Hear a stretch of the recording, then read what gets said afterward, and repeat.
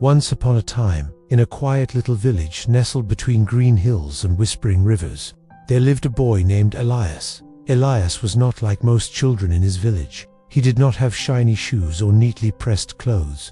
His family was very poor, and often he wore the same patched shirt day after day. But Elias carried something far brighter than gold or silver. He carried a heart full of dreams. Each morning, before the sun rose, he would help his mother gather water from the well, and then he would run barefoot to school, holding onto a tiny notebook that was falling apart. The villagers often looked at him with pity, some with kindness, but others with judgment. Yet Elias never let their whispers weaken his spirit. He believed that deep inside, every struggle was a secret door to something greater. At school, he listened more closely than anyone else. While other children sometimes grew restless, Elias leaned forward, his eyes shining, drinking in every word from the teacher. He loved stories, especially ones about explorers, inventors, and kings. But what he loved most were the stories of ordinary people who rose from nothing and created something beautiful. When night fell, Elias would sit beneath the old oak tree outside his small hut. He would look up at the stars, tracing constellations with his finger, whispering to himself, "One day, I will shine too." But life was not easy. His father was often away, working in distant fields, and his mother struggled to put food on the table. Some nights, Elias went to bed hungry, the sound of his stomach louder than the crickets outside. Yet, even in those moments, he closed his eyes and told himself a story where he was not just a poor boy, but a brave adventurer, walking toward a brighter tomorrow. One cold evening, as Elias sat by the river, he found a small stone shaped like a heart. To others, it was nothing. To Elias, it was a treasure. He kept it in his pocket as a reminder that love and hope could be found even in the roughest places. Weeks passed, and the village school announced a storytelling contest. The winner would receive a set of books, something Elias had never owned. His heart raced at the thought. That night, under the faint glow of the moon, he began to write his story on scraps of paper. It was about a bird born without wings, who still learned to fly by believing in the wind. Every word he wrote carried pieces of his own life, his struggles, his hunger, his dreams. He did not write for the prize alone, but to show that even the smallest voice could hold a universe inside. The day of the contest arrived. Children came with neat papers, colorful illustrations, and confident smiles.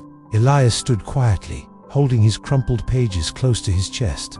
When it was his turn, his voice trembled at first. But as the words flowed, he forgot about the crowd. He saw only the bird in his story, soaring higher and higher, just as he longed to do.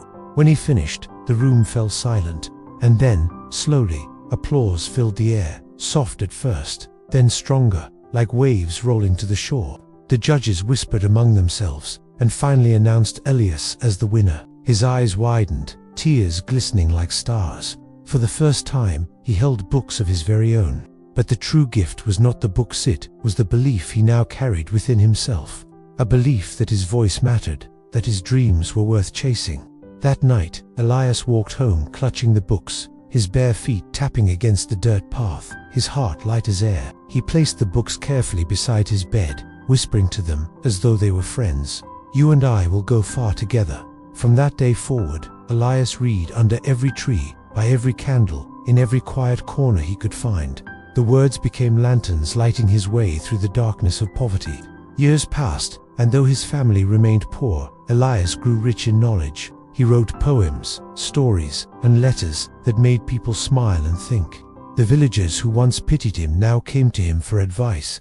They saw that even without wealth, he carried wisdom far greater than coins could buy.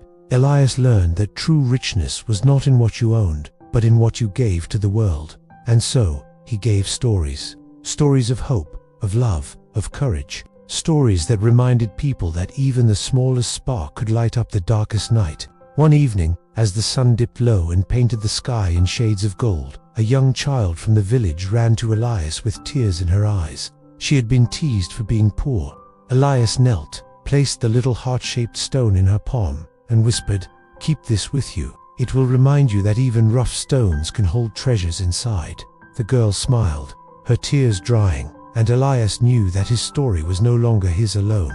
It belonged to everyone who needed hope. As the years turned into decades, Elias never forgot the nights he had gone hungry, the shoes he never had, the whispers of doubt he had endured. But he also never forgot the bird without wings, the contest that changed everything, and the books that became his lifelong companions. He grew into a man who carried light wherever he went, a man who proved that even the poorest beginnings can bloom into the richest journeys. And when he sat once more beneath the old oak tree, looking at the stars, he smiled and whispered, "I have shined, just as I promised myself." And somewhere, far above, perhaps a bird without wings soared across the sky, reminding us all that belief is the wind that carries us higher. So tonight, as you close your eyes and drift into dreams, remember Elias, the poor boy with a pocket full of hope. For his story is a gentle reminder that no matter how small we feel, we too can rise, we too can shine, and we too can find our wings. Good night, dreamer. May your dreams carry you higher than you ever imagined.